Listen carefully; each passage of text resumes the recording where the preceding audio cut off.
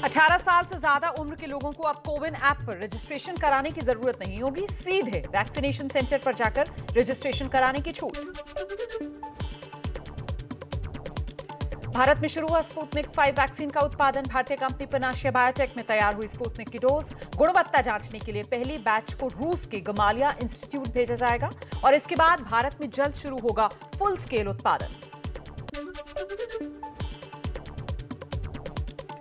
Vaccination की कमी पर राज्य सरकार के सामने नई मुसीबत। अमेरिकी कंपनी फाइजर और मॉडर्ना ने पंजाब सरकार को भी सीधे वैक्सीन देने से इनकार किया।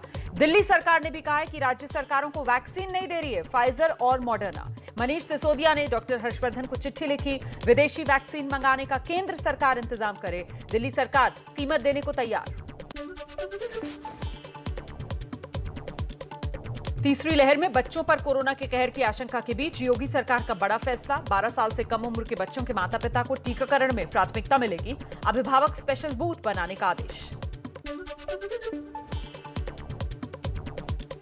एम्स के डायरेक्टर डॉक्टर रणदीप गुलेरिया का बड़ा बयान। कोरोना की तीसरी लहर का बच्चों पर असर पड़ने की खबर अफवाह है, अब तक नहीं मिले कोई प्रमाण। डॉक्टर गुलेरिया ने ब्लैक फंगस पर भी कहा है कि 95% तक मामले उन लोगों में मिले जिन्हें डायबिटीज या स्टेरॉइड का जिन्होंने इस्तेमाल किया। ब्लैक और व्हाइट फंगस के बाद अब आया येलो फंगस का खतरा। गाजियाबाद में पीले फंगस का पहला मरीज मिला। डॉक्टर बोले दोनों से ज्यादा खतरनाक है ये नया येलो फंगस। दिल्ली के लिए कोरोना से लगातार राहत की खबर है। बीते 24 घंटे में 1550 नए केस सामने आए। 30 मार्च के बाद से एक दिन में ये सबसे कम केस हैं। संक्रमण दर 2.52% हुई। दिल्ली में कोरोना की तीसरी लहर की तैयारी भी शुरू। सीएम केजरीवाल का दावा, दिल्ली में 3 जगहों पर 2-2 हजार ऑक्सीजन सिलेंडर्स के डिपो बन रहे हैं। 3000 ऑक्सीजन बेड तैयार होंगे।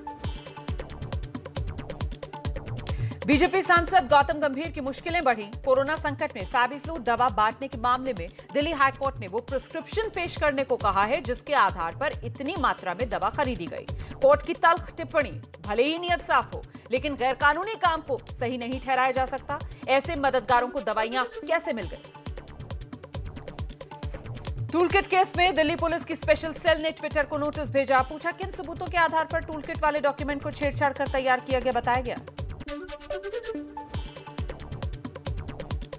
बंगाल की खाड़ी में उठा यास तूफान अब ओडिशा के पारादीप तट से 520 किलोमीटर दूर है। 12 घंटे के भीतर तूफान की शुरुआत की आशंका। 26 तारीख को तट से टकराएगा साइक्लोन यास। गृहमंत्री अमित शाह ने तटीय राज्यों की सरकारों से तैयारियों की जानकारी दी।